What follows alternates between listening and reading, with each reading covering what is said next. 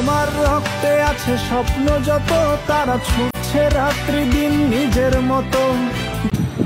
আলোচিত গায়ক মাইনুল আহসান নোবেলকে ধর্ষণ ও মারধরের অভিযোগে করা মামলায় জামিন দিয়েছেন ঢাকার মহানগর হাকিম মেহেরা মাহবুব।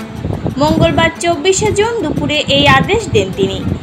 এই মামলার বাদী ইসরাত জাহান প্রিয়াকে কারাগারে বসে বিয়ের মাত্র 5 দিনের মাথায় জামিন পেলেন নোবেল।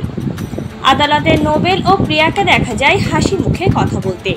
বিচারক প্রিয়ার মতামত জানতে চাইলে তিনি জানান জামিনে তার কোনো আপত্তি নেই। উভয় পক্ষের আইনজীবীরাও জানান এটি ছিল এক ধরনের ভুল বোঝাবুঝি, যা এখন মীমাংসিত। আদালত থেকে বের হওয়ার সময়ও প্রিয়ার হাত ধরেছিলেন নোবেল। পরে আদালত জামিন মঞ্জুর করলে তারা দুজনেই খানিকটা স্বস্তির নিঃশ্বাস ফেলেন।